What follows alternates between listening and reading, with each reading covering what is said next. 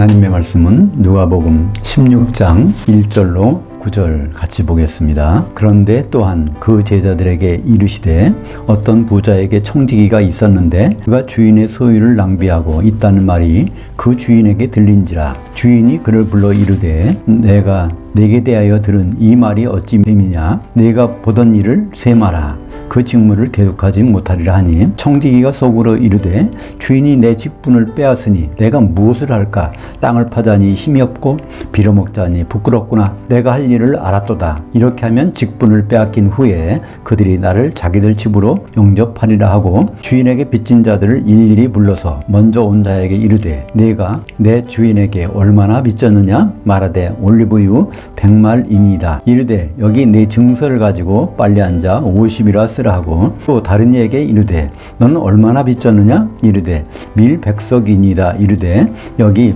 내 증서를 가지고 80이라 쓰라 하였는지라. 그 주인이 그 불의한 청지기가 지혜 있게 행하였으므로 그를 칭찬하였느니라. 그렇게 이 시대의 아들들은 자기들 세대에 있어서는 빛의 아들들보다 더 지혜로움이니라. 내가 너희에게 말하노니 불의의 제물로 친구들을 만들라. 그리하면 그것이 없어질 때 그들이 너희를 영주할 장막으로 영접하리라. 오늘 말씀을 가지고 불의한 청지기 비유, 오해는 이제 그만, 이런 제목으로 말씀을 나누겠습니다. 한 부자에게 청지기가 있었는데 그가 주인의 재산을 낭비한다는 소문이 퍼져 주인이 그를 해고하려고 하자 청지기는 주인의 채무자들을 불러서 각각 올리브유는 50%로 밀은 80%로 빚을 탕감해서 깎아주고 결국 그들이 자기를 집으로 영접하리라. 자기 미래를 보장받을 준비를 합니다. 그런데 그 주인은 그 청지기를 질책하기는커녕 오히려 그 청지기가 지혜 있게 행하였다고 칭찬을 합니다. 그리고 이 비유를 말씀하시며 예수님은 사도들에게 명령하십니다. 불의의 제물로 친구들을 만들라. 그리하면 그것이 없어질 때 그들이 너희를 영원히 할 장막으로 영접하리라. 이 말씀은 쉬운 것 같기도 하고 엉뚱한 것 같기도 하고 그렇지 않습니까? 대부분 비유를 어떻게 해석하는고 하니 미래를 지혜롭게 준비하라. 이 세상은 악하니까 이 악한 데 있는 것이라도 그거를 하나님께 선하게 쓰면 좋은 것이다. 그래서 이런 내용을 우리 윤리를 생각하지 말고 어떻게 위조증서를 만들어 가지고 그렇게 할 수 있냐 그렇게 생각하지 말고 이것을 지혜롭게 해라. 그런 뜻으로 알려진 것을 많이 들었습니다. 청지기는 원래 어떤 사람입니까? 주인 거를 가지고 잘 관리하는 사람이잖아요. 청지기의 소문을 주인이 들은 거예요. 그러니까 이 주인이 자기의 재산 있는 거하고 멀리 떨어진 것 같아. 근데 자기 재산 관리를 하는데 낭비한다는 소문을 들린 것입니다. 이때 낭비한다는 단어가요. 디아스코르피조라고 해서 스코르피조가 그냥 흩어버린다는 거예요. 거기다가 앞에 디아까지 붙어서 디아는 나눠놓다는 거거든요. 완전히 재산을 다 갈겨발린다는 그런 의미가 낭비한다는 것입니다. 그래서 오늘 제목이 불의한 청지기라는 말이 나온 게 사실 청지기는 주인의 것을 잘 관리해야 되는데 그거를 낭비한다는 소문이 들리니까 이 주인이 내버려 둘 수 있습니까? 그래서 주인이 그를 해고시킬 계획을 하게 된 것이다. 그러니까 그건 너무나 당연한 것이죠. 청지기가 일감이 없었으니까 내 미래는 어떻게 살 것인가. 땅을 팔 수도 없고 또 거진으로 살 수도 없고 한 계획을 생각했는데 그것이 바로 채무자들을 불러서 빚을 감액시켜주는 것입니다. 근데 이 빚을 감액시켜주는 것을 불의한 방법으로 볼 수가 있을까요? 그것이 불의한 방법이 아니라는 것을 우리는 누굴 통해서 알 수 있습니까? 다른 제3자가 말했다면 그렇더라도 당사자인 주인이 자기 재산이 감액되는 것을 알고서 더구나 청지기가 자기 재산을 없앤다는 걸 아는데 칭찬할 사람이 어디 있겠습니까? 그죠?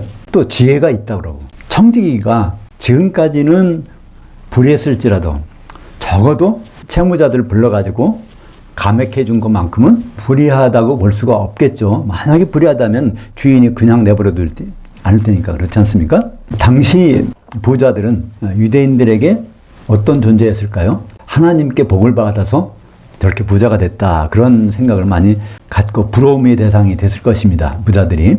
근데 예수님은 전혀 생각이 달랐습니다.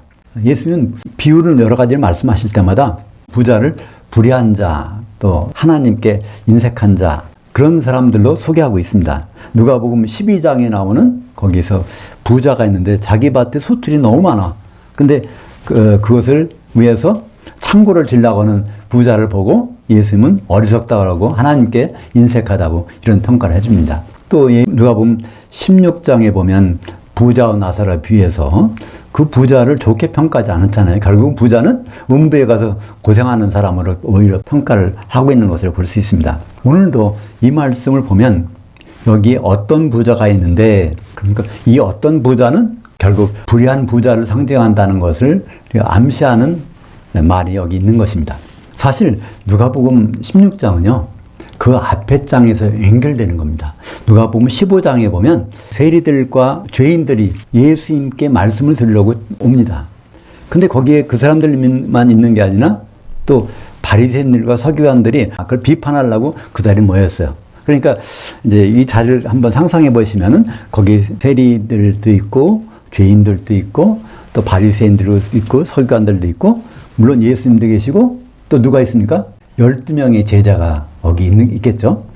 왜 12명일까요? 요한복음의 6장 66절에 보면 오병이의 사건 다음에 12명만 제외하고는 다 떠나가서 다시는 함께하지 아니하더라. 그러니까 오병이의 사건은 예수님이 십자가 지시기 바로 1년 전 6월절에 있었던 사건입니다. 그러니까 예수님이 공생의 마지막 1년 동안은 다른 제자는 없었어요. 그러니까 성경에 예수님의 제자라고 하면 반드시 누구예요?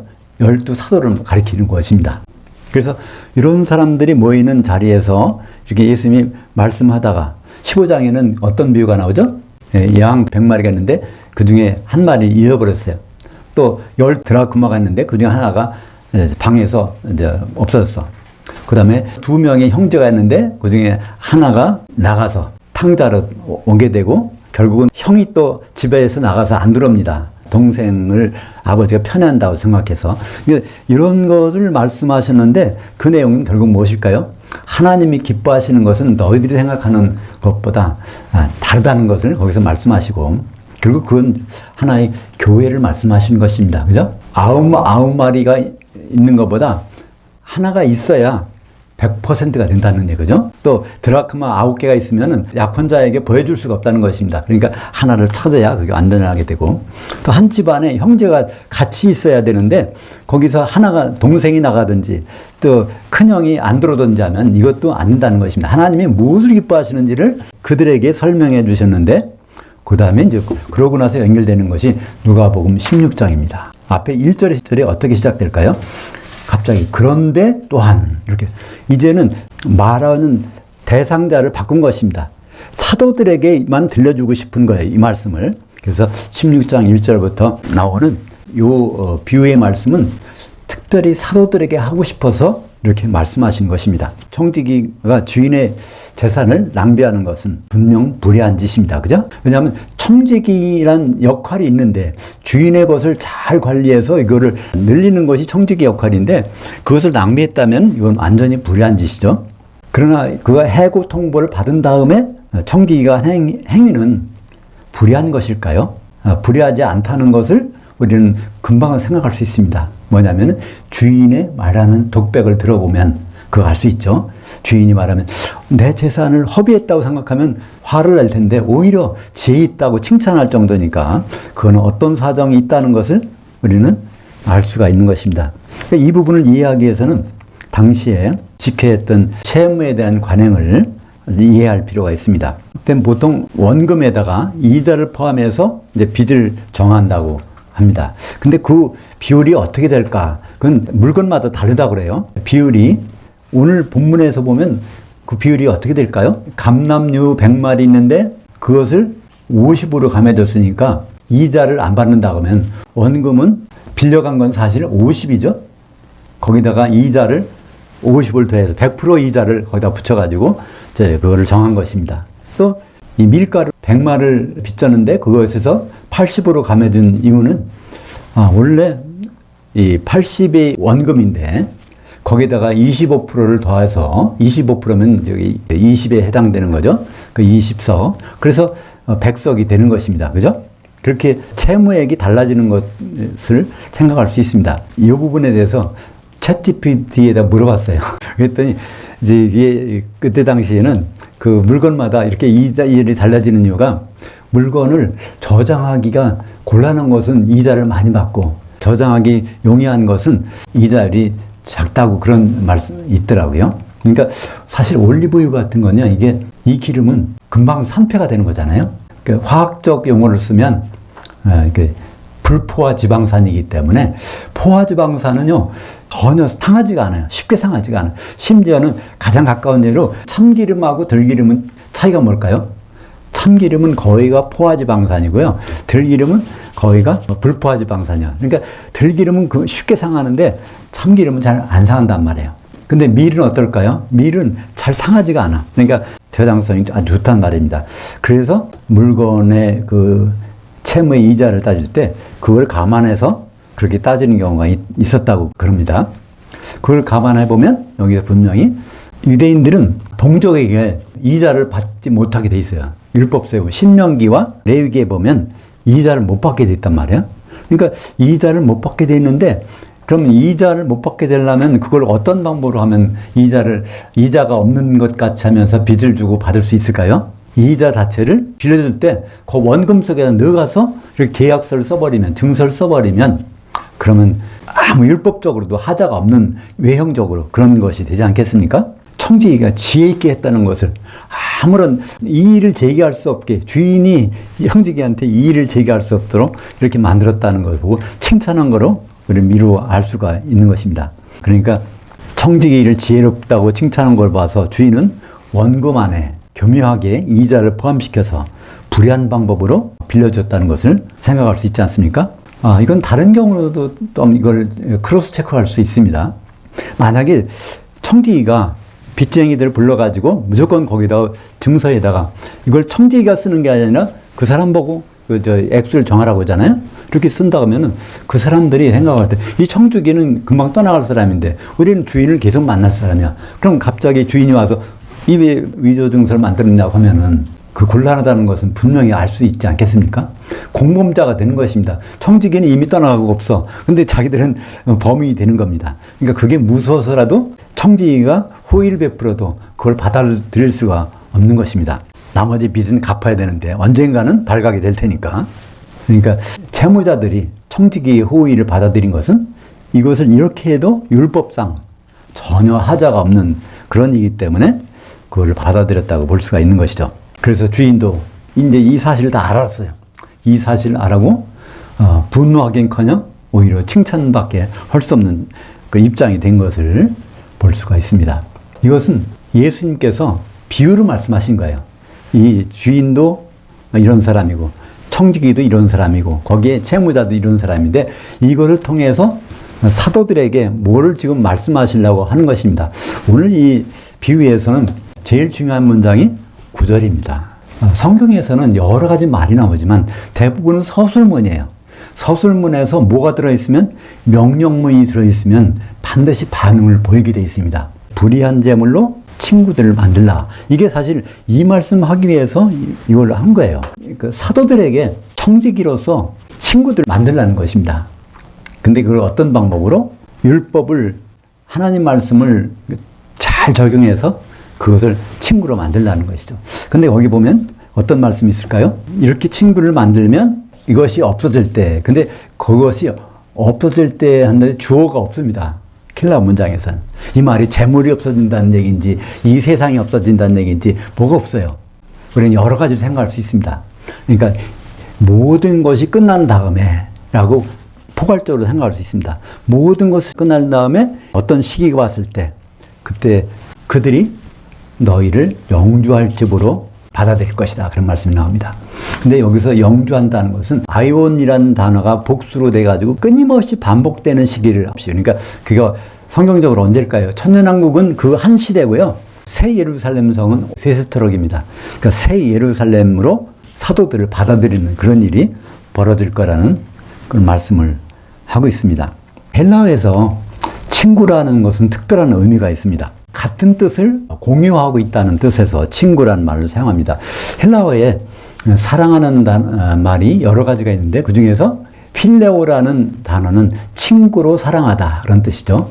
거기서 필로스라는 친구라는 단어가 나왔습니다. 누가복음은 사실 누구에게 보낸 편지인가요?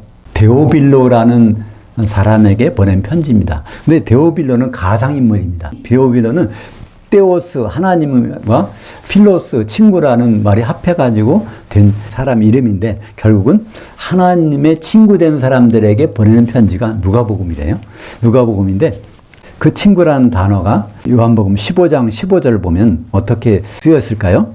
이제부터는 너희를 종들이라 하지 아니하리니 종은 주인이 하는 것을 알지 못함이라. 너희를 친구들이라 하였으니 내가 내 아버지께 들은 것을 다 너희에게 말하였습니다. 이제 요한복음 15장은 십자가 지시기 몇 시간 전에 사도들에게 말한 거예요. 이제부터는 내가 알고 있는 모든 것을 너희가 전달받았으니까 너희는 내 친구다. 그러니까 사실은 청직이라는 의미입니다. 청직이가 주인 것을 모든 것을 속속들이 알고 있잖아요. 그것을 관리하는 것과 마찬가지죠. 사도들은 그럼 하나님 말씀을 적용해서 어떻게 누구를 친구로 만들 수 있는 것일까요? 성경에는 그리스도와 교회의 혼이라는 하나님 뜻이 창세기부터 요한계시록까지 펼쳐져 있죠. 그 뜻을 아버지께서는 아들에게 보여주셨고 또 아들인 예수 그리스도께서는 그것을 사도들에게 보여주셨습니다. 근데 사도들은 누굴 친구로 삼아야 될까요? 성도들을 친구로 삼아서 결국 그 일을 이뤄야 되는 것이죠. 그래서 그리스도와 교회가 혼인한 일을 이루게 되는 것, 거기에 사도들과 성도들은 친구의 사이가 된 것입니다. 사도들은 뭐로요? 중매쟁이로, 성도들은 뭐로? 한 신부가 되는 것으로 서로 친구가 되는 것이죠. 그래서 사도들은 항상 어디에 서 있어야 됩니까? 친구하고 같이 있어야 돼요. 성도들과 사도들은 뗄 수가 없는 그 관계를 유지하고 있습니다. 에베소서 2장 20절에 보면 너희는 성도들은 교회는 사도들의 기초석 위에 세워 있게 되었다고 말씀하고 있지 않습니까? 근데 이 교회가 결국은 뭐가 될까요? 나중에 요한계시록에 보면 교회가 어린 양의 신부인 새 예루살렘이 되는데 거기에 그 밑에 바닥에는 12사도들이 12기초석들이 있더라. 그러니까 바로 그 사도들이 청지기로서 그들을 돌본 그 성도들의 영접을 받아서 그 밑에 기초석들로 쌓여있는 것을 성경에서 보게 됩니다. 성경에서 청지기로 번역된 오이코노모스, 이것은 오이코스는 집입니다. 노모스는 법도예요. 그래서 오이코노모스라는 단어는 집의 관리인이란 뜻입니다. 하나님의 집의 관리인. 그것이 바로 사도라고 성경에서 말하는 것이죠. 이 오이코노모스라는 단어는 누가복음서에서만 등장합니다. 마태복음에도 청지기가 있는데 그건 다른 단어를 청지기라고 한 것뿐이에요. 누가복음에서만 이 오이코노모스를 쓰는데 이 말씀은요. 누가복음 12장에서 예수님이 사도들에게 사용하셨어요. 한번. 누가복음 12장 36절에 보면 이런 말씀이 있어요. 주인이 혼인하러 돌아올 때에 그를 기다려서 영접하는 그 종들을 보면 종들에게 상을 주겠다는 말씀을 합니다. 거기에 번역을 좀 이상하게 했어요. 혼인집에 갔다가 이제 혼인이 끝나서 오는 그 주인이 있는데 그걸 맞으러서 등을 들고 기다리고 있다 이렇게 번역을 해놨어요. 근데 거기서는 혼인집에서 오는 것이 아니라 혼인하러 오는 주인을 나타내고 있는 것이죠. 예수님이 이제 앞으로 오실 때는 혼인하러 온다는 거예요. 그때 거기서 예수님을 중매쟁이로서 기다리고 있는 사람들, 그들을 이제 청지기라고 이렇게 말씀하고 있는 것이죠. 베드로가 물어봤습니다. 그럼 이 얘기를 모든 사람에게 하는 얘기입니까? 우리에게만 하는 얘기입니까? 물어보니까 그 대답이 예수님이 누가복음 12장 42절에 주께서 이르시되 지혜 있고 믿음 있는 청지기가 되어서 주인에게 그의 집안 사람들을 맡아 때를 따라 양식을 나눠줄 자가 누구냐. 그래서 거기에서 청지기는 사도들이고 집안 사람들은 성도들이라는 것을 예수님이 이렇게 말씀해 주시고 있는 것이죠. 바울도 자신을 이 청지기 오이코노모스로 소개합니다. 고린도전서 4장 1절과 2절에 보면 사람이 마땅히 우리 사도들을 그리스도의 일꾼들이요 하나님이 청지기들로 여길지어다. 그리고 그 청지기들에게 요구되는 것은 믿음이니라. 그러니까 청지기에 대한 것은 무슨 믿음일까요? 주인에게 설득당하는 거예요. 주인이 지금 어떻게 무슨 일로 결국은 오실까? 그것을 그 생각을 가지고 이제 신랑으로 오실 주인을 맡게 되는 것입니다. 우리가 하나님 말씀을 많이 듣고 알고 있지만 결국 하나님 말씀은 반드시 누굴 통해서 온 것이 진짜 말씀일까요? 에베소서 3장 5절 보면 이제 그의 거룩한 그 사도들 곧 선지자들에게 성령으로 계시된 것 같이 다른 세대의 사람들에게는 알리신 적이 없으니 하나님의 경륜과 그리스도의 비밀을 사도들 빼놓고는 다른 사람에게는 알려준 적이 없다는 것입니다. 그러니까 하나님의 참된 양식의 말씀은 반드시 사도들을 통해서 공급하기로 하나님께서 작정하셨다는 말씀이죠. 결국 사도들은 처음부터 그런 건 아니었습니다. 근데 언제 그렇게 됐을까요? 오순절날 성령을 받아서 지혜 있고 믿음 있는 청지기들이 되었습니다. 사도행전 2장 4절에 보면 성전에서 열흘 동안 기다리던 그 사도들에게 성령이 내렸습니다. 그래서 이 사도들은 의로운 청지기가 되어서 지혜가 있었고 믿음 있는 그런 청지기들이 다 된 것입니다. 그러니까 안심하고 우리는 사도들의 말을, 사도들의 꼴을 먹을 수 있게 된 것이죠. 오늘 그래서 불의한 청지기의 비유는 우리 성도들에게 사도들이 유일한 은혜의 통로라는 것을 말씀해 주십니다. 누가복음에 나오는 불의한 청지기의 비유를 들으면서 그러니까 우리가 이 세상 일을 그냥 불의한 것으로 생각하고 그렇지만 그걸 잘 사용해서 하나님을 섬겨야지. 우리가 깨닫고 있는 그 말 중에는 뭐가 빠져 있을까요? 제가 20개의 설교를 들어봤지만 거기서 한 번도 사도들을 내세우는 설교가 없었습니다.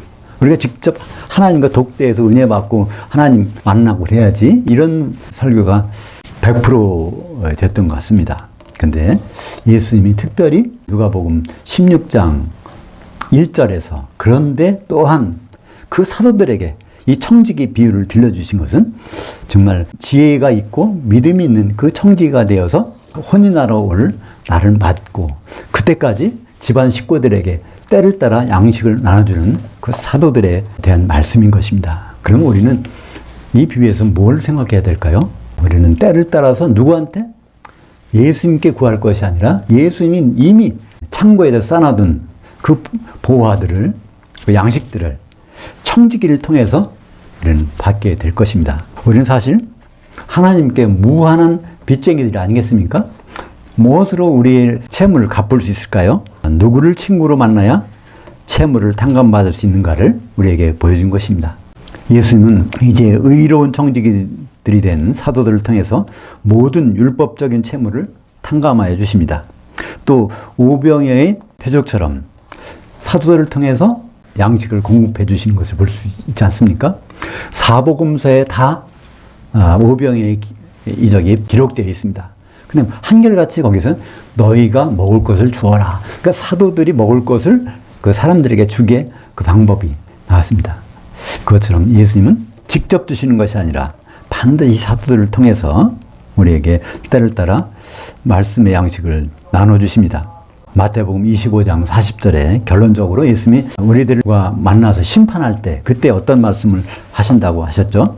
너희가 거기 장성한 양들이 여기 그리스도 심판대에 있는 내 형제들 중에 지극히 작은 자 하나에게 한 것이 곧 내게 셋째 하늘에 있는 내게 한 것이냐 이렇게 말씀하시겠다는 것입니다. 이 똑같은 말씀을 우리는 반드시 어디서 들을까요?